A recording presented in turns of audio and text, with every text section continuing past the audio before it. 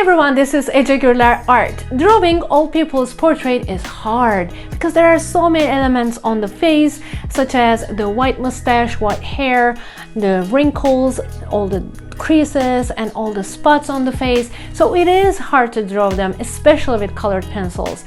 But today I'm going to give you all the necessary techniques that you need. If you would like to draw with me step by step, this is my website, patreon.com/irregular, for my real-time tutorials. And also I had drawn old people before. I had an old man portrait in graphite and charcoal. If you're interested in seeing that, I am putting it right here for you. Now grab your colored pencils. We are drawing an old person's portrait. First thing first, the initial draft needs to include all the wrinkles and all the color changes. I think the draft is crucially important in your colored pencil drawings. And the second thing is the tooth of the paper. I used the tooth of the paper here in my advantage.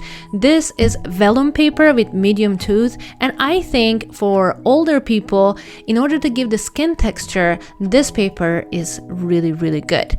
In terms of the eye structure, you will realize the difference between older people and younger people.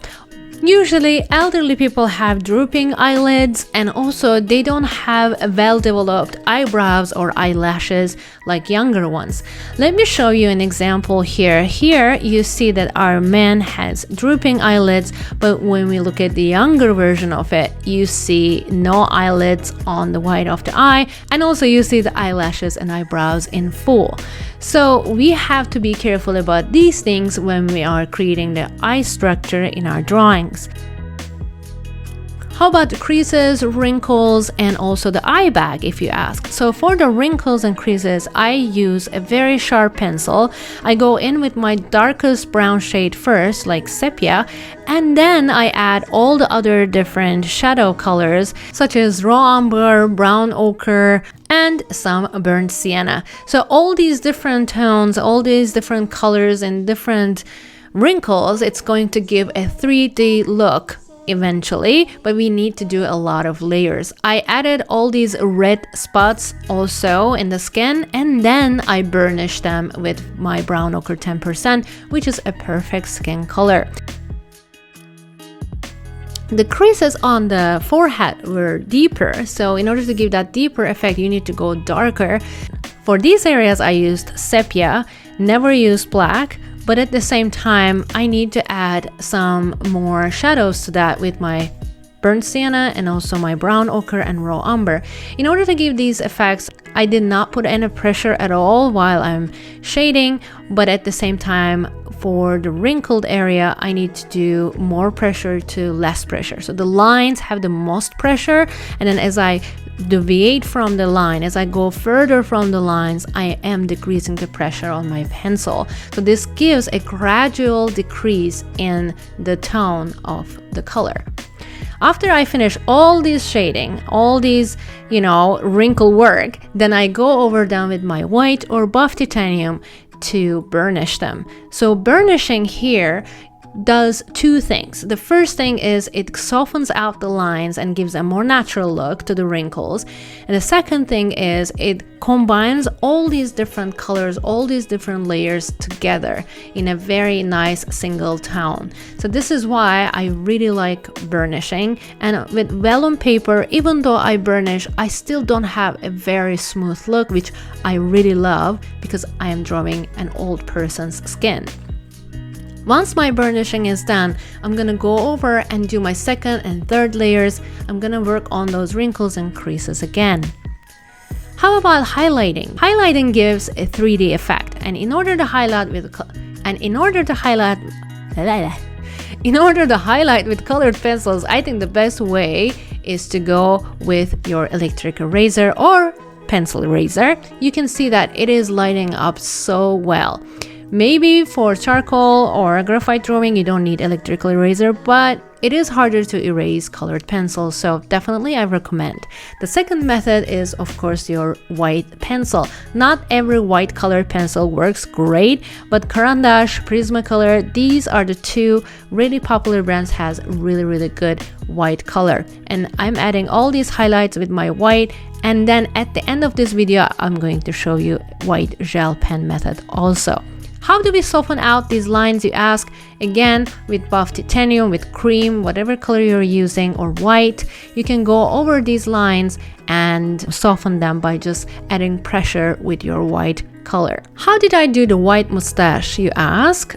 I created a very dark layer first, and these are all gray, guys. I use French gray 30%, and Payne's gray.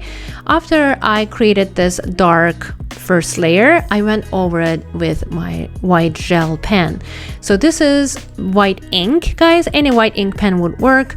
Honestly, it's a little bit stressful because it sometimes decides not to flow and makes you crazy, but in general, I think I love white gel pen. If you want to learn which materials I use, the list is in the description part, guys. Just a reminder. While drawing the mustache, don't forget to add different directions of the hair and different lengths also.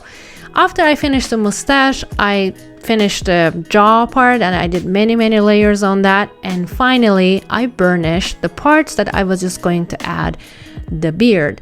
So here comes the question, how did I do the beard? For the beard, I again used my white gel pen. I looked at my reference photo most of the time, very often actually. I added all these small little hair. I planted them one by one, but it wasn't, of course, exactly the same, but it was very similar to the reference photo. If you feel like your white is too bright, then you can just press with your finger and lift it. That will dampen the color. White hair was a little bit of different process. I've decided on which colors to use first. I added the lightest one first, French gray 10%, and I added silver gray, a little bit like bluish gray, and finally I added my Payne's gray. Once I added the shadows as well, of course I left a lot of places white. I went over all these lines with my white pencil to burnish them lightly.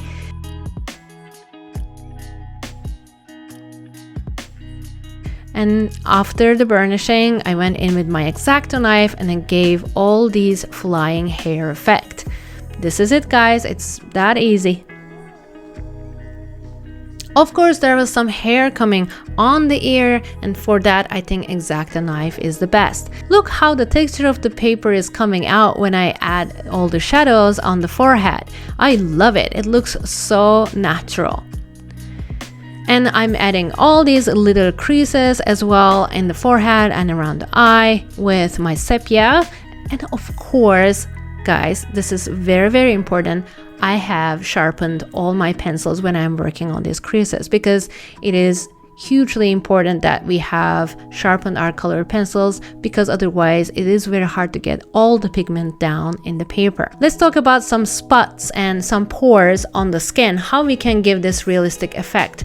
With my darkest brown and darkest red, I added these small spots one by one, of course not in the exact places, but I tried to do it as accurately as I can by looking at the reference photo. Some places they are really more concentrated and some places they are more far apart, and they are non-existent in some places, so I paid attention to that. And the neck is important because how are we going to draw an old person's neck? So you pay attention to all these shadows and also the other tones, but then in order to add those wrinkles, you can use your X-Acto knife with just horizontal strokes. After I finished these, I deepened the darkest places by using my sepia and even a little bit of black. And this is the last final touches, guys. I forgot the eyelashes on the right eye. Oops. And after I added that, I darkened up all the eye area, and of course I added some more dark spots in the ear, and then the mouth line, and I made the eye reflection whiter by using my gel pen. And now you see me add some more beard on the clothing part, which gives a more realistic effect. And of course hair too, where the hair kind of comes on the ear. I think using a white gel pen on those, in addition to those X-Acto knife strokes, it's actually a perfect combination. This is it, guys. I hope you found this tutorial helpful. It was almost 5 hours for me, but you know, it's totally worth the time and effort. I'll see you in my next video. Bye. Thanks for watching my video. If you like my videos, please don't forget to subscribe. And for my real-time narrated tutorials, visit my Patreon, patreon.com/ecegürler. Stay with art and love.